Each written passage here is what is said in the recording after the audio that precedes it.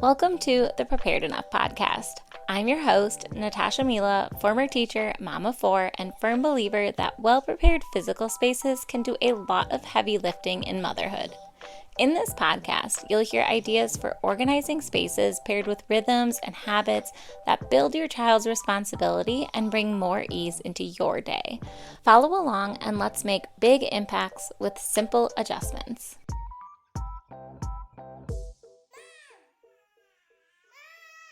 Hello. Welcome to episode number 32 of the Prepared Enough podcast. We are talking all about kids' clothes today. Super fun topic because we all touch our kids' clothes like every single day, whether it be laundry or like sorting through clothes or making sure they have the right next size or have the right seasonal things. Like I swear I am always going through kids' clothes. So we're going to talk about organizing and like what works for us. We're going to talk about some independence skills there for the kids. We're going to talk about daily routines and like laundry habits. And we're going to talk about seasonal and size swapping out. So we're going to do all the goodies for kids' clothing today. I am apologizing because I was supposed to release this podcast last week, but we just have had some bad luck in our summer so far. My mom broke her femur a couple weeks ago, which really hasn't impacted us, but too much. You know, that's my dad's taking care of her, and they live like 45 minutes away, so not too far away from us, but we haven't had to like do much about it, but that was just the first start of the bad luck. But then we got a new little like puppy randomly. We didn't know we were gonna get a puppy. We just did, like 2 days after we decided we were gonna. So there was that. It was a little unplanned and like frantically ordering a bunch of dog supplies because we don't have dogs. So we just have chickens, and I've never had a dog before. So it was the whole like rigmarole. I was like, all right, well, we're getting a dog, I guess. So I need to like Google what to order.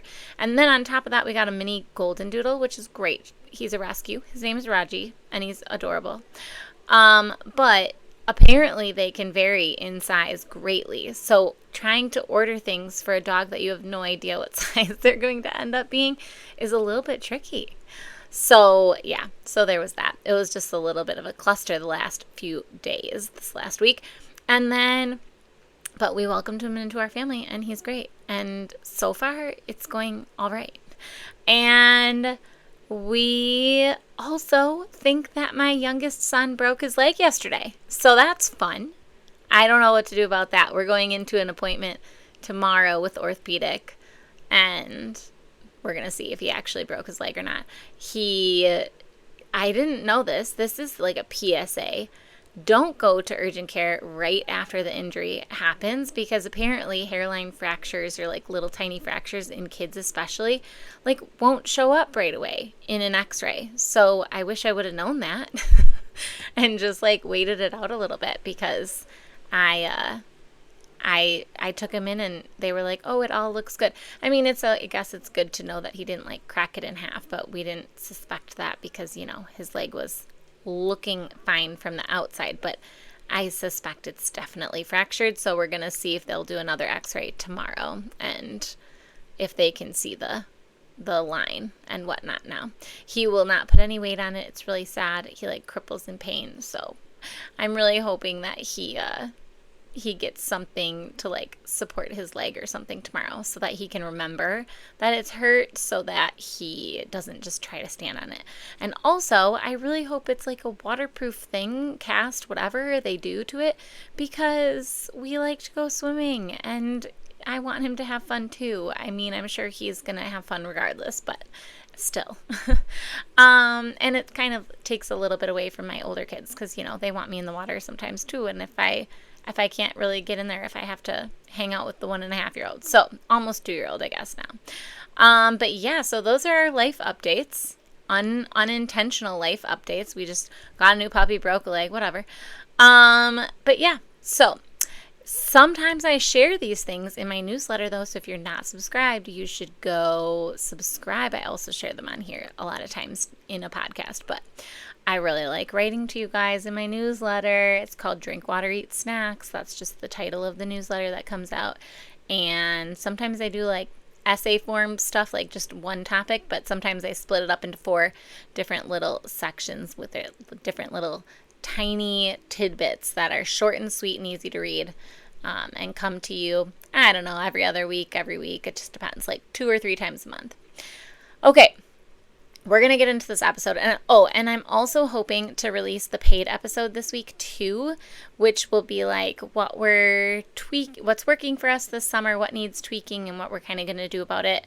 I'm just going to come on and chit chat some different topics, and that's our paid member episode. So if you are interested in hearing that, our summer version of this tweaking stuff that we're doing, come and listen to that. You have to go on Substack and become a paid subscriber if you want to hear that one. But yeah, I release it on I need to like figure out how to tech do it. I know I've said this before, but I don't know. I'm not a techie person, so it's hilarious that I have a podcast, but I need to figure out how to make it on Apple Podcasts tell you that it's like a paid episode, so you're not going to like be able to hear the whole episode. But I do try to like release some part of that episode for free, and then like the rest of it is under a paywall. You got to do what you got to do. I don't do like advertisements on my podcast because it's a lot of work and I'm just a one-man show. And so it's just one little way that I can make a little compensation for the time it takes to do these. But I just really genuinely like doing them. Okay, so we're going to move on to the actual podcast episode. So, we are going to start with the organization. So for everything else, this is like kind of what we do. For everything else in our house, I wouldn't even begin to be able to tell you like what kind of method of organization we use. I don't look up methods of organization. I just organize. But the only area where I do know kind of what we generally loosely adhere to is our clothing and how we kind of fold it up. And I guess I would closely describe it as being similar to the Marie Kondo way of clothing items, like how she folds clothing, but we don't actually fold it like Marie Kondo style, like how she does. Like if you look up a YouTube video on how she folds her clothes, she like tucks them in all kinds of crazy ways, and it takes like 10 minutes to fold one shirt. Like I don't have time to do that. But so she does it so that they like stand up on their own. I don't have time for that. I also definitely don't do that for underwear and socks. Like they just get tossed in a drawer. But I do have shirts and shorts and pants stood up. So you'll have to kind of look at a picture, and I will post a picture with this podcast episode of our actual kid drawers. I also use my own drawers in this way. Like I fold my own clothes in this way. My husband does not, but it's just because of the size of the drawers and the size of his shirts, and he feels like he can like fit his shirts in the drawers better, just like stacked up like old school style. But yeah, I like to stand things up upright in the drawers so that you can just like grab something out easily. It does make it a little bit trickier for kids to put their clothing away like that though. So they can definitely pull it out easier though, and then they make much less of a mess by just like pulling one item out instead of like digging through stuff to get to the bottom item and pulling that out. So yeah, that definitely helps with mess, and they can just see all of their clothes when they open up their drawer because they can see like which shirts are there instead of having to like dig through or just always picking the shirt off of the top. Yeah, the trickiest part though about this method really is the independence about the kids putting the clothes away, like putting folded clothes back into the drawer, because it's kind of like, imagine putting, like, you know how kids sometimes struggle putting books back on a bookshelf because they can't like hold the books to the side and then slide the book in with the other hand. It's just a little tricky. So it's this similar concept where you're kind of like holding the clothes apart so that you can slide the shirt in, you know. So yeah, it takes a little bit longer, a little bit older of a child to be able to do that nicely. So yeah, it's just what we do though, but I like this organization method the best for us. And then we use little containers from IKEA, I think is where they're from.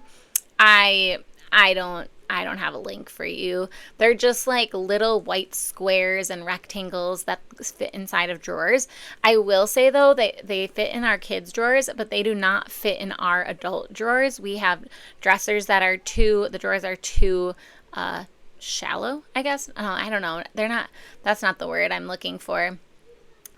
Like the height of the drawer is not tall enough to fit these little things inside of. So definitely check your measurements if you're going to Google like dresser drawer organization or something like that. Check the measurements for the height especially, but also the depth, because sometimes drawers are a lot shorter than you think they are. So yeah, they fit perfectly in our kids' drawers though. And I know they're from IKEA, these little white ones, but there's a ton of them on the internet. They sell them all on Amazon. I'm sure I got these years ago.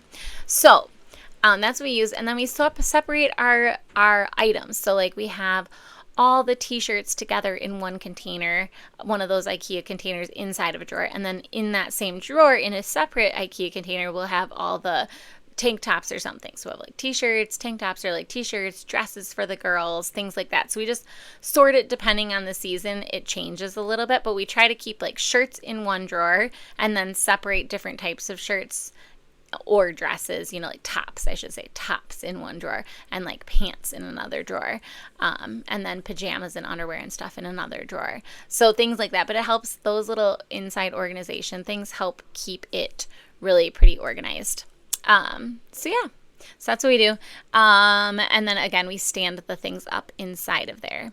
So in our house, I'll take pictures and post them on the podcast episode show notes so that you can see what our actual drawers look like. But we have 5 and a 7-year-old girl, 2 girls, and they share a dresser together. They nicely are the same size, so they all just share like all of their clothes together right now, which is really easy for laundry, like sorting and whatnot. And then my 2 boys now officially newly share a dresser. So we kind of work it for the boys right now. Like they each get half of the dresser. So it's like a low dresser with like 6 drawers, 3 and 3 on each side. And one of them has 3 and the other one has 3 drawers. So it kind of is split down the middle. It really does help to not overstuff the drawers. I know, like, if you're like us, we get a bunch of hand-me-downs and we have more clothes, but I really like to keep our drawers relatively less stuffed. It's really hard for me with the girls because they share, and so like it gets stuffed pretty easily even with not that many clothing items. But we have, and because they're older, so they like, oh, I really like that shirt. Oh, I like that one too. I really like that one too. And they don't want to like put any of them away for now. With the boys, it's easy to do because I just kind of know what they usually wear and then I just do it myself. But with the girls, they're a little bit more involved and they want to hold on to the things a little bit more because they're all cute, right? But try not to overstuff your drawers just because it makes it a lot harder to pull laundry out or to pull an outfit out because you'll be like yanking on other things that are folded up. And it's also really hard to put laundry back in there as a kid, especially if it's all really stuffed in there. Just like I said, it's just like if you were to try to put a book on a bookshelf for us, and even if you weren't and you just had your stuff all stacked up in your drawers, you would still have the kids like having things be jammed in when you're trying to close the drawers and stuff like that. So I do store extra clothes in a bin in their closet. So each of them have like the size clothing bin that they're in right now. And we store like all of the excess clothes in that bin, in their individual closets. They actually all just share a closet in our house, but I would have just put them into like their specific room's closet if they didn't share a big closet. Like all the kids do. We have like a walk-through closet in between their 2 bedrooms, which is kind of nice. So yes. And so then by excess, like what are those excess clothes that are in that bin, right? I don't mean things that they're going to be like pulling out to wear at any point, really. I mean off-season clothes, like winter clothes in the middle of summer. We're not going to have those in their drawer, like big sweaters and pants and stuff like that. Like I usually just keep like 1 or 2 pants out and then all the rest of the pants get stored away in the middle of summer, right? So anything like that, like off-season clothes, and then anything that I like don't want to get rid of quite yet, but that are not like super exciting to wear for the kids, like that they don't really generally wear, but I'm like, oh, that's a nice sweater, like let's hold on to it in case we have an event to wear it to or something. While you're still in this size, I'll put it in the bin and I won't get rid of it quite yet until they're like grown out of that size or whatever. And if we didn't wear it, we didn't wear it, you know? But there's like some stuff like that I'll keep in the drawers. And then, yeah, generally just like a rule of thumb is like for what should be in the drawers is that if they wear it daily or week, like if it's an item that they're going to wear every single week-ish, you know, like keep those 7 outfits in their drawers, essentially. Like if you're going to wear it every single week, keep that in there. So yeah, okay. I think that's good for the organization. And then, yeah, we don't have any hanging clothes. I should add that in our kids' areas. I obviously do. But you might too, like if you have a lot of long dresses for your daughters or something like that, like you might have a hanging area that you have those on. So I was loosely describing our organization, but like, you know, we just separated into categories, right? Like t-shirts in one area, pants in another, jammies in another. So however that works for your family, like maybe you have school uniforms in one drawer, or you have like dress up clothes because you do more things with like dress up clothes, or you have specific play clothes for your house. Like if you live on a farm and you just want your kids to change when they get home so they can have the stained clothes on so that they can go get stains and you don't have to worry about it. Like maybe you have clothes like that. Just put those in like one area and call it a day. Just categorize your clothes, right? And then, another thing I should add is that, and I just would say like separating your clothes like that makes it a lot easier for your kids to pick out their own outfits. And also put their clothes away because they'll know where their things go. We also separate our indoor and our outdoor clothing. So we don't keep like jackets and stuff in their closet area or anything. We keep all of their outdoor stuff, like even their fleece sweatshirts that I like usually wear as mini jackets kind of. All of that gets stored near our door in our coat closet. So that is not in their individual bedrooms. And then we'll talk a little bit more about storage for clothing in the last section of this podcast. So I'm going to move on to laundry habits. Okay, so where does your dirty laundry go? In your house, like what do you guys have in your house? Do you have laundry in individual rooms? Do you just have one big hamper? What we do, and it's really useful for us, is because I'm the only one doing the laundry. If I had older kids and they were doing their own laundry, I would certainly have hampers in their bedrooms or their closets or something like that, but so that they could just have their own hamper. But I'm the only one doing all of the laundry, and so it's really helpful for me to just have one hamper in my bedroom and everybody's clothes, because I'm on the main level, like our bedroom is on the main level, and so they throw all of their laundry in my hamper, and I take that hamper to do the laundry when it's full. That's just, when it's full, it's one load. So it's just like, and we don't sort like whites and whatever. We don't have enough whites to sort out, and we just toss all the colors in together. So we have never had really a problem with it. I know my mom and grandma are like cringing right now with me saying that. But yep, so that's that. That's how we do our laundry.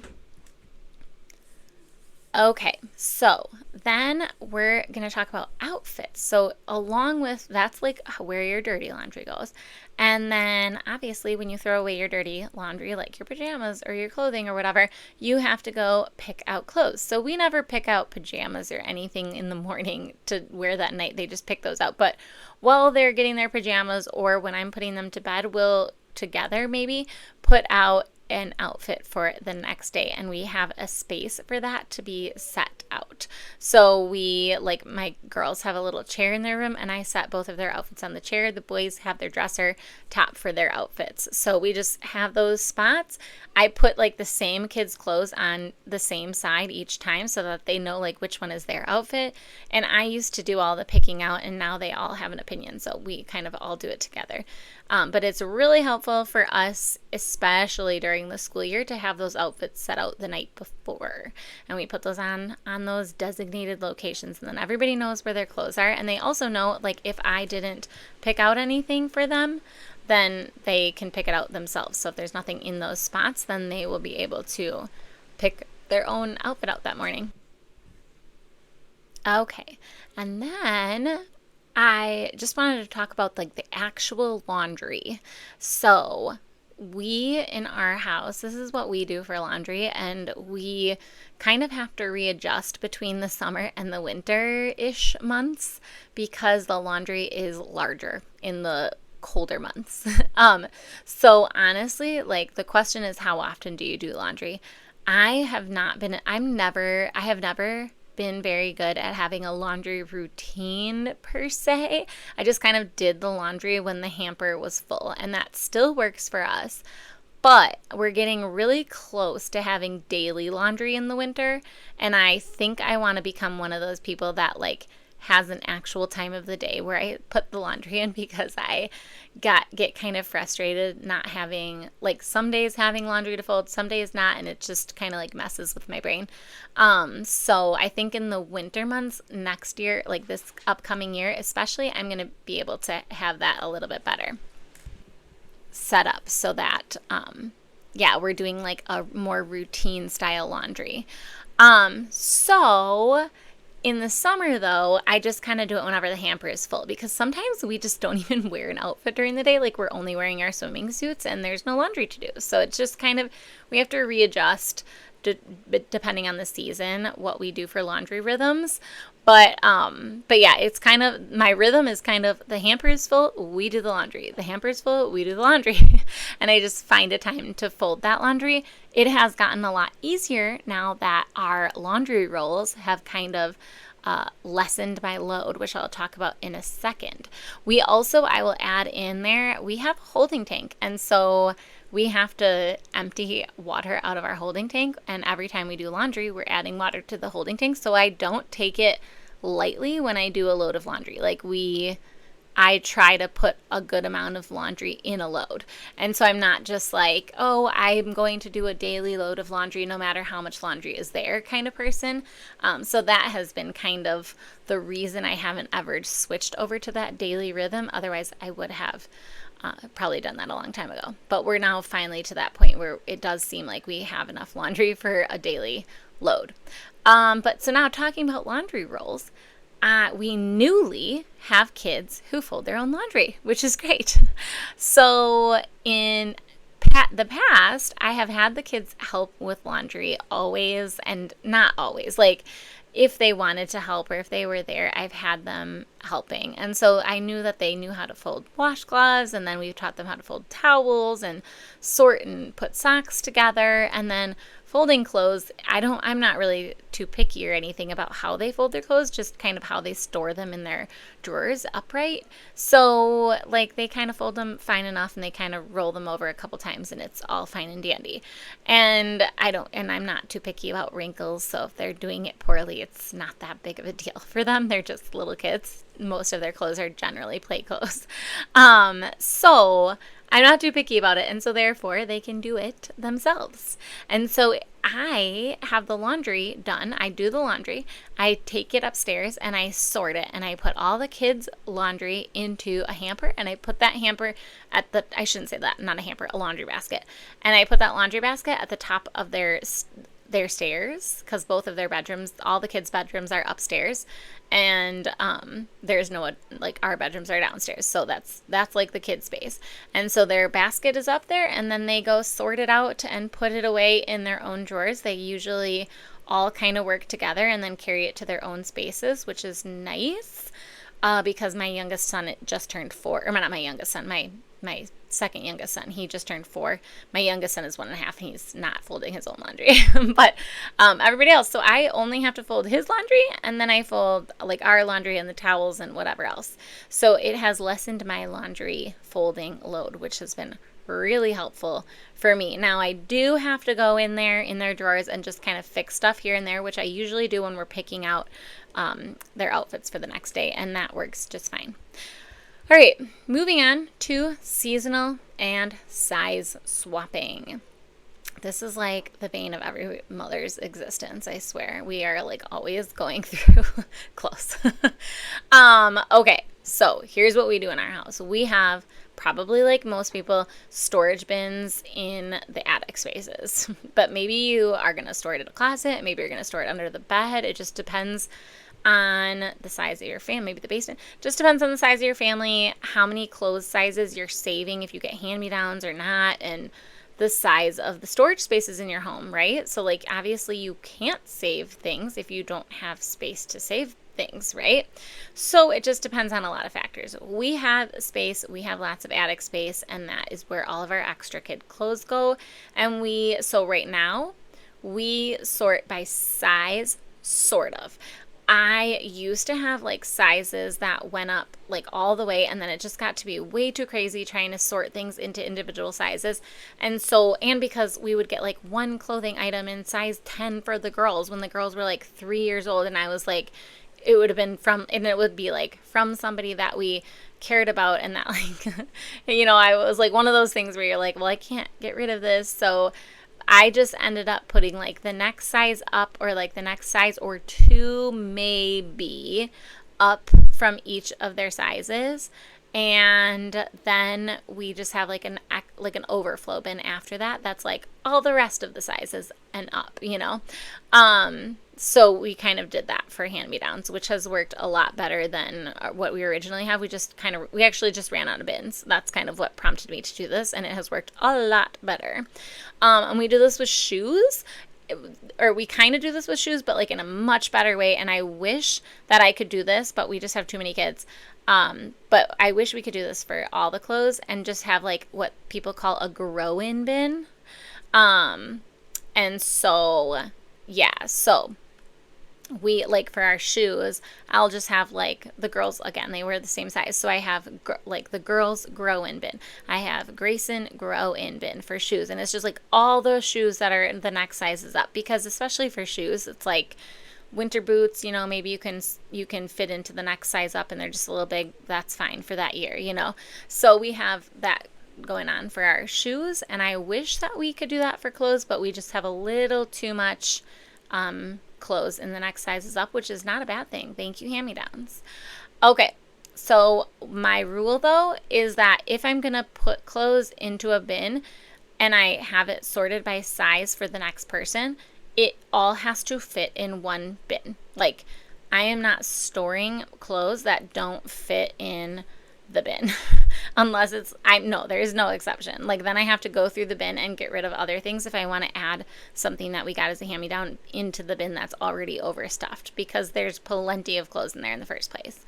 And then I also keep outerwear separate. So again, I'm not putting like jackets in each size inside of those bins.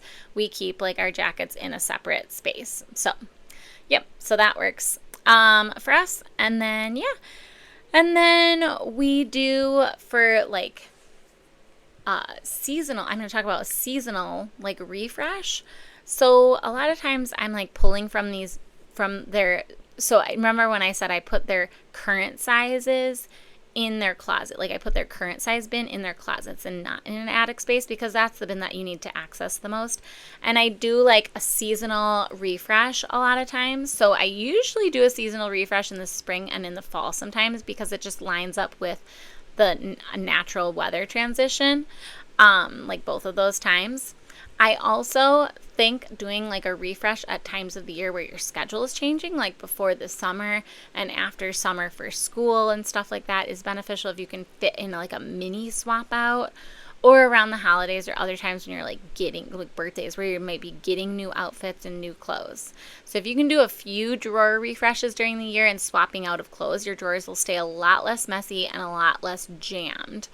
I kind of like to do them at the times I just told you, and we do it like a couple times in the year. And of course, I pack away things like shorts in the winter and things like sweaters in the summer and stuff like that. Basically, you'll know it's definitely time for a refresh when you walk into your kids' clothing spaces and everything is just overflowing and disorganized or starting to get a little too crazy. So you'll kind of know. Then, what items go into storage when you're swapping out those seasonal clothes and stuff like that?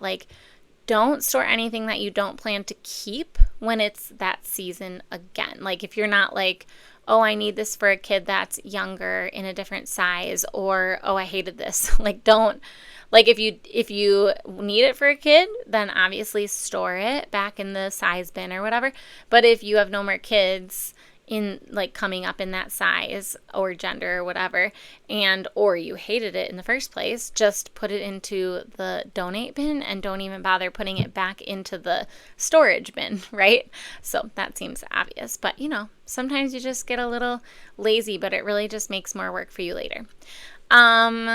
Okay, and then when you're done with the size, if you're, again, keeping it for future kids, I like to keep that size in the bin. If I'm keeping it for future kids, I like to keep that size bin, but I go through that size bin before I put it in the attic space. So if I'm done with it, and then if I'm I go through it and make sure everything fits nicely into that bin.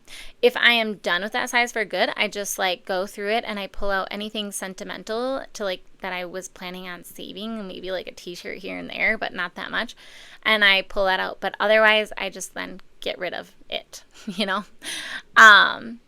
yeah, that's that.